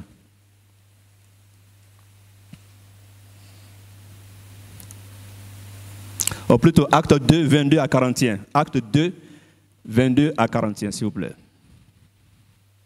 22 à 41. Homme israélite, écoutez ces paroles. Jésus de Nazareth, cet homme à qui Dieu a rendu témoignage devant vous par des miracles, des prodiges et des signes qu'il a opérés par lui, au milieu de vous, comme vous le voyez vous-même. Cet homme livré selon le dessein arrêté et selon la pression de Dieu, vous l'avez crucifié et vous l'avez fait mourir par la main des impies. Dieu l'a ressuscité en le délivrant des liens de la mort parce qu'il n'était pas possible qu'il fût retenu par elle. Le passage est long. Il va sauter. Verset 32. C'est ce Jésus que Dieu a ressuscité. Nous en sommes témoins. Élevé par la droite de Dieu, il a reçu du Père le Saint-Esprit qui avait été promis. Il a répandu, comme vous le voyez, l'entendez. Verset 36. Que toute la maison d'Israël sache donc avec certitude que Dieu a fait Seigneur et Christ. Ce Jésus que vous avez crucifié. Après avoir entendu cela, ils ont dit, qu'est-ce que nous allons faire? Ils ont prêché la croix. Ils ont prêché la résurrection de Jésus. Ils ont prêché la mort de Jésus. Parce que dans sa mort se trouve tout est accompli réellement.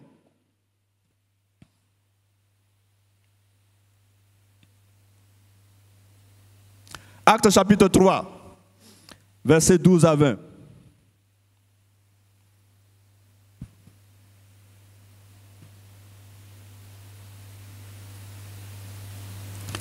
Pierre, voyant cela, dit au peuple, hommes israélites, pourquoi vous étonnez-vous de cela? Pourquoi avez-vous les regards fixés sur nous? comme si c'était par notre propre puissance ou par notre piété que nous eussions fait marcher cet homme. Le Dieu d'Abraham, d'Isaac et de Jacob, le Dieu de nos pères, a glorifié son serviteur Jésus, que vous avez livré et régné devant Pilate, qui était d'avis qu'on le relâcha. Vous avez régné le saint et le juste, et vous avez demandé qu'on vous accordât la grâce d'un meurtrier. Vous avez fait mourir le prince des vies que Dieu a ressuscité des morts. Alléluia. Nous en sommes témoins. C'est par la foi en son nom que son nom a affermi celui que vous voyez et connaissez. C'est la foi en lui qui a donné à cet homme cette entière guérison en présence de vous tous. Alléluia. C'est-à-dire que Jésus est ressuscité. Et c'est ce Jésus ressuscité-là qu'ils ont prêché. Et c'est ce Jésus ressuscité-là qui pouvait se manifester. Ils n'ont pas demandé aux gens d'abord de venir pour prendre des richesses matérielles. Ils n'ont pas demandé aux gens d'abord de venir pour qu'on brise les liens de célibat et tout cela. Non. Ils n'ont pas demandé aux gens de venir pour qu'ils puissent avoir des enfants d'abord. Non. C'est pas ça. Ils prêchaient le Christ et le Christ crucifié. Au terminer, nous allons relire ce passage de 1 Corinthiens chapitre 2. 1 Corinthiens chapitre 2, versets 1 à 5. Pour moi, frère, lorsque je suis allé chez vous, écoutez bien, ce n'est pas avec une supériorité de langage ou de sagesse que je suis allé vous annoncer le témoignage de Dieu. Car je n'ai pas eu la pensée de savoir parmi vous autre chose que Jésus-Christ et Jésus-Christ crucifié. Moi-même, j'étais auprès de vous dans un état de faiblesse et de crainte et de grand tremblement. Et ma parole et ma prédication ne reposaient pas sur des discours persuasifs de la sagesse, mais sur une démonstration d'esprit et de puissance, afin que votre foi fût fondée non sur la sagesse des hommes, mais sur la puissance de Dieu. Et cette puissance-là, c'est la résurrection de Jésus. Je n'ai eu autre chose quand je suis allé vers vous. Ce que je vous ai annoncé, ce ne sont pas des miracles d'abord. Ce que je vous ai annoncé, ce n'est pas que vous allez avoir de l'argent. Ce que je vous ai annoncé, ce n'est pas que vous allez avoir des villas. Non, ce que je vous ai annoncé, c'est que Christ, quand il a été crucifié, quand il est mort, il est ressuscité. Il est mort, il est ressuscité pour vous. Il a réglé le problème véritable qui était entre vous et Dieu, le péché. Ce genre de message n'est pas populaire. Quand tu prêches la croix, on te dit, mais tu es un peu trop triste. Tu prêches les choses qui sont douloureuses. Des choses qui ne sont pas excitantes. Les choses qui ne donnent pas l'enjaillement. Tu donnes les choses tristes. Mes frères et sœurs, en réalité, c'est à la croix que tout est accompli. Alléluia. C'est à la croix que tout est accompli. À la croix, Jésus a dit, tétélestai, c'est-à-dire que tout est accompli.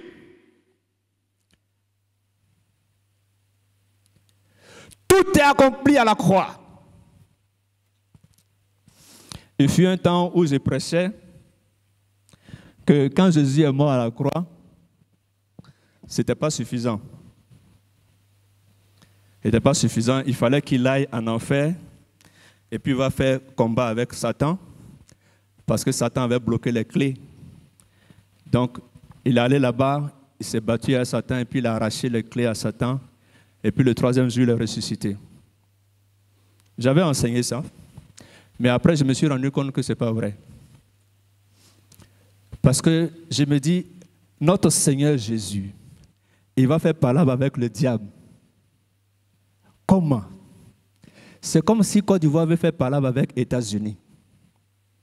Ça ne marche pas. Ça ne marche pas. Et c'est pourquoi, à la croix, il y a des chrétiens, il y a des pasteurs même qui vont dire que nous recevons notre salut à partir de l'enfer où Jésus a combattu le diable.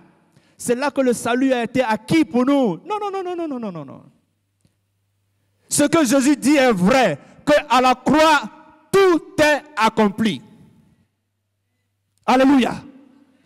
Si tout est accompli à la croix, à quoi ça sert la résurrection? À quoi ça sert? Si Jésus a dit tout est accompli à la croix, la résurrection sert à quoi? Est-ce que c'est utile de parler de la résurrection de Christ? Puisque quand il dit quelque chose, ce sont des choses qui sont vraies.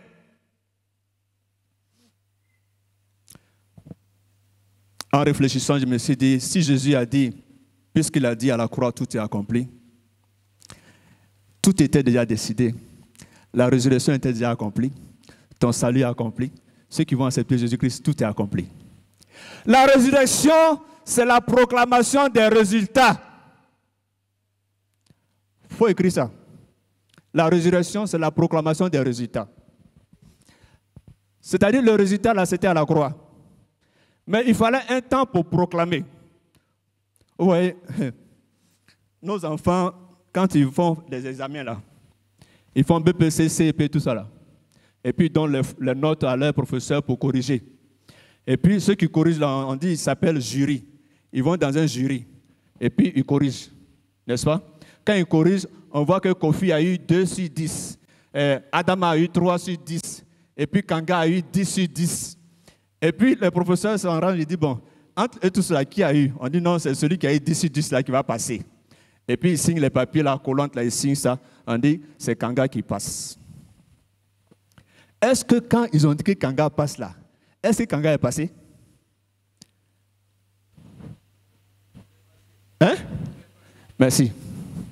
Quand ils ont dit que Kanga est passé dans leur jury à 3 là, c'est que Kanga est passé. Parce que c'est là que se prennent les décisions. Le reste maintenant, c'est une proclamation. Ils vont venir maintenant pour dire, bon, la proclamation des résultats, c'est le 1er novembre, venez, on fait la liste, 1, 2, 3, et puis on cite ce qui s'est passé déjà dans le jury là-bas. La résurrection de Christ, c'est la proclamation que Tétélestai, tout est accompli à la croix là, c'est vraiment accompli. Que ce que Christ a dit qu'à la croix, nos péchés sont pardonnés. La résurrection vient pour dire qu'effectivement nos péchés sont pardonnés. Et maintenant, par la résurrection de Christ, nous avons l'espoir que nous aussi, nous allons vivre un jour. Nous allons ressusciter. Ça vient pour nous donner l'espoir que ce qui s'est accompli là-bas réellement, c'est réel, c'est vrai. Que ce que Christ a versé son sang à la croix, c'est réel. Et que Dieu a accepté cela. Ce n'est pas pour dire que la résurrection n'est pas importante. Non, non, non. Parce que quand ce n'est pas encore proclamé, tu es dans des doutes. Même s'il y a quelques-uns qui peuvent le savoir. Frères, je veux nous encourager au travers de ce message à comprendre que le contenu et le principe directeur de notre message d'évangélisation, ça doit être d'enseigner la croix et la résurrection de Christ. Même si ce n'est pas un message populaire, nous devons l'annoncer parce que c'est l'offre unique que Dieu donne aux péchés du monde. C'est ce qui constitue le fondement du christianisme. Que Christ soit ressuscité, cela donne l'espoir à l'humanité. Que Christ soit mort à la croix, nous avons la protection divine de Dieu contre les puissants des ténèbres à cause de ce que Christ a fait à la croix. Nous n'avons pas à ajouter de cube magie à l'évangile. Tu as compris? Tu n'as pas besoin d'ajouter cube magie à l'évangile. Tu n'as pas besoin de rendre sucré l'évangile. Tu n'as pas besoin de rendre l'évangile intéressant parce que lui-même il est déjà intéressant. Et la croix de Jésus-Christ n'est pas faite pour nous faire plaisir, c'est fait pour diviser le péché du mal. Du bien. Quand on prêche l'évangile, ce n'est pas pour que les gens soient contents en eux-mêmes. C'est pour qu'ils puissent comprendre la nature de leur péché, que cela est grave devant Dieu et qu'ils doivent sortir de là et qu'ils ne peuvent sortir que par Christ. Or, aujourd'hui, on veut faire tout pour manipuler les gens, manipuler par des conversions, attirer les gens par des beautés, des vêtements, des temples et bien d'autres choses encore, pensant que cela va attirer des gens. Regardez ce qui se passe en Europe. Il y a beaucoup d'églises maintenant qui sont en train de devenir des mosquées, des églises qui sont en train de devenir des bars et tout cela. Les gens ont mis beaucoup d'argent là-bas. Mais aujourd'hui, les gens se détournent de Dieu. Nous avons besoin de changer, de ne pas nous laisser séduire. Bon, mon temps est presque fini. Frères et sœurs, nous servons un Dieu qui est missionnaire. Alléluia. Le Dieu Yahvé que nous adorons est un Dieu missionnaire. Il a dit dans Genèse chapitre 12, celui qui a envoyé Abraham, pour qu'au travers d'Abraham, les nations soient sauvées. Nous avons un sauveur, Jésus, dans Jean 17, qui dit que le Père l'a envoyé. Nous avons un sauveur qui est missionnaire. Nous avons des apôtres qui sont missionnaires. Ne soyons pas des baptistes démissionnaires. Ne soyons pas des baptistes démissionnaires. Parce que notre Dieu, notre Sauveur et les apôtres sont des missionnaires.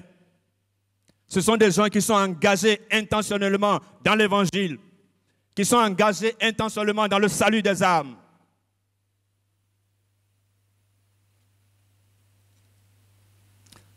Dans le passage clé que nous avons lu de Matthieu 28,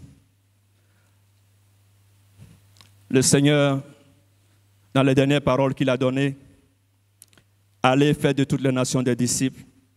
Il donne ces paroles-là juste après sa résurrection. Dès qu'il est ressuscité, il a dit aux femmes là, allez dire à mes apôtres là-bas qu'on se trouve en Galilée. Quand ils ont trouvé Jésus en Galilée là-bas, il leur a dit, allez faire de toutes les nations des disciples. C'est là qui doit être le cœur de notre évangile. C'est de prêcher le Christ et le Christ ressuscité. Est-ce que tu veux t'engager dans cette mission? Est-ce que tu veux donner la main d'association dans cette mission? Je vais terminer pour joindre aussi le premier message, pour montrer l'importance de nous mettre ensemble pour l'évangélisation. L'histoire se passe aux États-Unis, dans une ferme, les blés, un grand champ, les champs là, ce n'est pas nos champs là, non, c'est très grand, à perte de vue. Et il y avait des fermiers qui étaient là avec leurs enfants, et puis l'enfant travaillait dans le champ, et puis bon, lorsque le soir est en train de tomber, l'enfant, on ne le trouve pas. L'enfant n'est pas rentré à la maison. Alors tout le monde a commencé à chercher l'enfant dans tous les sens. Dans tous les sens. Celui-là va ici, celui-là va là-bas. Ils sont tellement désolés, ils sont tellement perdus, ils sont tellement déboussolés que tout le monde veut chercher. Et puis il y a un qui a eu une idée géniale. Il dit, bon, comme on connaît la largeur du champ là, on va s'attraper les mains tout le long de cette largeur du champ et on va marcher doucement, jusqu'à ce qu'on arrive au bout là-bas. L'enfant ne peut pas avoir disparu. Et ils ont fait ça. Marcher jusqu'à... Ils ont trouvé l'enfant. Mais quand ils ont trouvé l'enfant, l'enfant était déjà mort. L'enfant était déjà mort.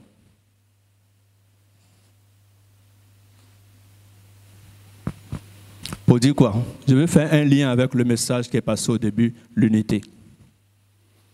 Ce message du Christ crucifié, on ne peut pas l'annoncer tout seul, on ne peut pas l'annoncer individuellement, on doit l'annoncer ensemble. Et nous vous encourageons, en tant que frères et sœurs de cette région, qu'on soit ensemble pour que l'œuvre de Dieu, du salut du monde entier, en commençant par notre région, puisse se faire efficacement. Pour cela, il y a un seul message, c'est le Christ crucifié. Le Christ crucifié et ressuscité. Loin de moi de pouvoir dire, il ne faut pas parler de la prospérité et tout cela. Non, ce n'est pas ça. C'est une question de priorité. Il faut des priorités. Ce n'est pas moi qui le dis. Jésus a dit dans Matthieu 6, 33, mettez les choses de la nourriture d'abord en premier. Amen. C'est ça, non? Mettez la nourriture en premier. Mettez les vêtements en premier. Mettez les foulards en premier. Mettez les... Donc j'ai mal lu alors. J'ai changé ma Bible. Mettez le royaume de Dieu en premier.